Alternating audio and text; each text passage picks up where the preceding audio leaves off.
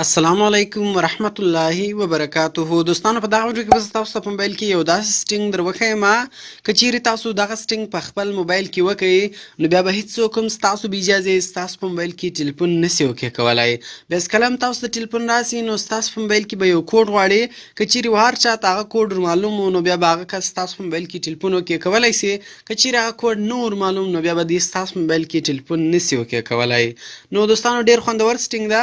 له دغه سټینګ کولو وروسته به ستاسو بې اجازې هیڅوک هم ستاسو ټلیفون نسي اوکې کولی. نو ویډیو تر اخره پورې وګورئ او ویډیو له خپلو دوستانو سره خامخا شیر کړئ تر څو هغه هم له دې څخه فایده واخلي او د داسې نورو ښایسته ښایسته ویډیوګانو لپاره د موږ چینل سبسکرایب کړئ ځکه موږ هره ورځ دغه رقم ښایسته ښایسته ویډیوګانې په خپل چینل کې اپلوډ کوو. نو زه د ویډیو په طرف ویډیو شروع کوو.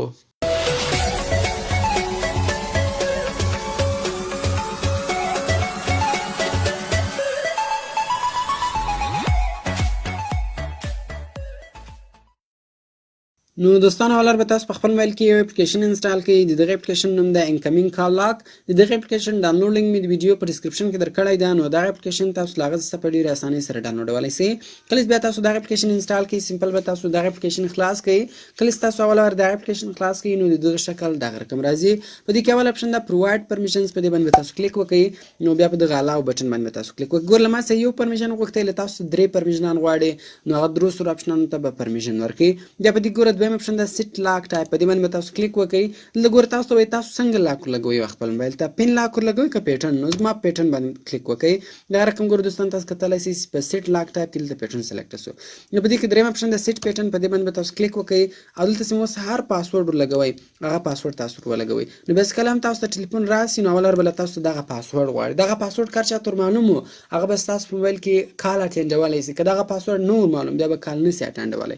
نو سمپل به تاسو دواړه یو رقم پاسورډ ورکړئ او په کنفرم بټن باندې تاسو کلیک وکړئ.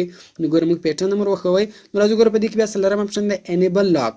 نو سمپل به تاسو راسي په دغه باندې به ټیک مارک ولګوئ. کله چې تاسو په انیبل لاک باندې ټیک مارک ولګوئ نو دغه سټینګ اوس د موږ په موبایل کې آن سو. اوس څنګه موږ ته ټلیفون راسي نو اول به دغه کوډ غواړي.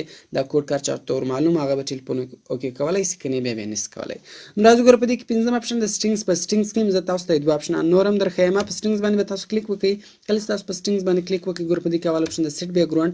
د سیټ بیکګراوند په ذریعه سره تاسو د لاک بیکګراوند ور چینجولی سئ. یعنې تر لاک لاندې کوم تصویران راځي کوم تصویر راځي هغه تصویر تاسو ور بدلولی سئ. او په پکچر ګیلریز کله تاسو کلیک وکړئ تاسو تصویر له ګیلري څخه هم راخیستلی سئ. بیا سمپل په دغسې یو بټن باندې تاسو کلیک وکړئ. راځو ګوره بیا په دې کې یو بل اپشن درښیم.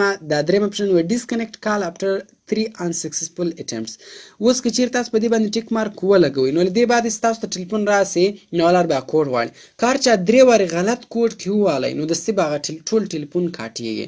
نو که چیرې تاسو له دې ټیک مارک ختم کړئ نو هغه کوډ به غواړي ټلیفون به را روان کوډ به غواړي. که هر څومره غلط پاسورډ څوک ووایي ټلیفون به نه کاټېږي. که چیرې تاسو په دې اپشن باندې ټیک مارک ولګوئ نو که چیرې تاسو ته ټلیفون راغلی هر چا 3 واره غلط پاسورډ کې ووالی ټلیفون به دستي کاټېږي. نو که چیرې تاسو دغه اپشن کې آن کوئ آن یې کوئ که نه آن کوئ هم نه آن کوئ.